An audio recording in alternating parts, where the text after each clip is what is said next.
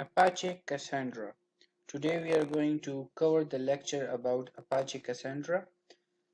This is our very first lecture and it is a database management system. First of all, we are going to cover the first lecture of Apache Cassandra in the Big Data Programming, which will be conducted over the summer 2018 semester. First of all, we want to know what is Apache Cassandra.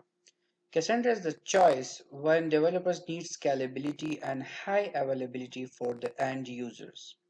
What does it mean? Like if we want a scalable database management system and if we want the high availability of a database. Let's say for instance we have a nodes in a network, for example 5 nodes in a network, and if one of the node fails in that network, so uh, what will be the effect on the other nodes? So Cassandra deals that type of network, like if a node in a network fails, it is not going to affect other nodes inside the network. Rather, it should distribute the task of the failed node to other nodes. The features of Cassandra are the best performance, fault tolerant, no single point of failure, and data replication that can be clustered into multiple data centers. Uh, when Cassandra was introduced, it solved the issues of joining the data center. For example, we take an example of Facebook. Day by day, the demand of the hardware increased, but as the increase of demand came into consideration by Facebook, it was difficult for them to add more hardware in runtime. They had to restart the system or restart the entire nodes in the network. So Cassandra solved that issue. They just have to bring in the hardware, join it with the existing hardware, and it start as a part of a network. The main feature of Cassandra is like there is no master and no client in the architecture of Cassandra. So why Cassandra was introduced, and what were the benefit? First of all, it's an open source database management system and the data can be distributed over different servers. The main importance of Cassandra is to provide server that has no failure point. As discussed earlier, I told you like there is no failure inside the network if any nodes in a network fails. Unlike the traditional bus topology networks, if one of the node fails in a network, the nodes coming after that, the failed node will fail the entire network. Or if the hub fail inside the network, it will the network will stop performing. So Cassandra solves that issue of failing the network. If one node in the network fail, it does not affect the other node. In fact, the users of that node will be directed to the nearest node. Cassandra operates strongly on multiple data centers which are distributed over the world. So it's the good example of distributed system. Cassandra is used by Netflix, eBay, Twitter, Reddit, and many more today. And if we talk about the storage and nodes, Cassandra basic documentation when it was introduced shows that the highest setup of Cassandra consists of 400 terabyte of data distributed over 400 nodes globally. It does not restrict to a geographical location. Rather, it's transparent whenever a user is whenever a data center is across the world. It is transparent to the users. Cassandra was introduced for one of the most common use in Facebook, that is inbox searching. For example, we have inbox. We can search or scroll down and search for our friend, but there are certain organizations which has a lot inquiries and a big inbox searching. So for them, searching in Facebook is required more efficiently. So in the start, it was not that efficient, but when Cassandra was introduced, it became more efficient. Facebook store approximately 150 terabytes of its data in 150 nodes across the globe.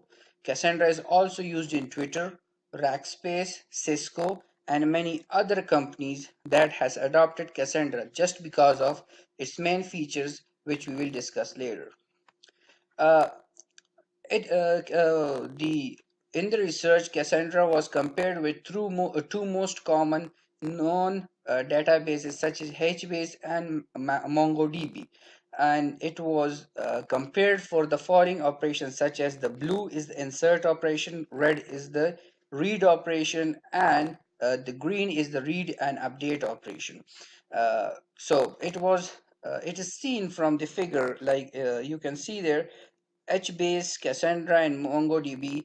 Cassandra has the highest insert operations per second, the read operation, and the read and update operation. These are the best databases nowadays available in market, which was compared. Other are more slower than Cassandra, HBase, and MongoDB. So in these three, we are seeing that it has a good read operation, write operation, and update operation. So it means that Cassandra will have a good latency, a good writing power, and a good reading power. So Cassandra was adopted by different companies, but what were the advantages of Cassandra? The most common advantage was the good performance of reading and writing. The second is the lowest latency compared to all database packages available. Cassandra, whenever installed for a network, will always return a lowest latency node that is inside the network of node. For example, when an operation is performed, it will start its operation of the node that has the lowest latency. The other advantages includes the highest storage space. Cassandra is very good as it is as we can easily add more storage without restarting the whole system. Cassandra is very good at the data replication. This is the main feature for a distributed database, data replication. So Cassandra is very good for performing data replication. Why data replication is considered in database management system? Because if a database node fails, the user who are registered for the node or who has the data existing on the node will be affected, because if the node fails, their data will vanish off until it comes up again. So in the meantime, when the node is failed, where the user are going to work on, where they are going to see their data. So Cassandra solves that issue. Even the distributed database solves that issue, but Cassandra is very good for the replication. We have some common data type for Cassandra which are a bit different from other database management system, and these some of them are discussed in the ICP part or in the upcoming video for the commands part. uh, Cassandra has two types of strategies. One is called a simple strategy and the other is called network topology strategy. We define the strategy when we are creating a key space for Cassandra. Why we create key space? Because key space is important to access the database. Without the key space, the developer or the user cannot update the data. The user can update the data by the developer designed strategies. Simple strategy is for the data that can be manageable within certain limits, such as the data would be text only or limited to types of images. So if we are dealing with small type of data such as images or text, we can use the simple strategy. The network topology strategy is mainly for the distributed nature of the Cassandra, which deals with the high quality images and video, which had to travel through the network and data will be distributed among different clusters. Replication factor, as we discussed that Cassandra is good at replication factor. Replication factor is the strategy in Cassandra which makes replica in nodes around the cluster to ensure reliability and scalability. The total number of replica around the cluster is referred to as replication factor.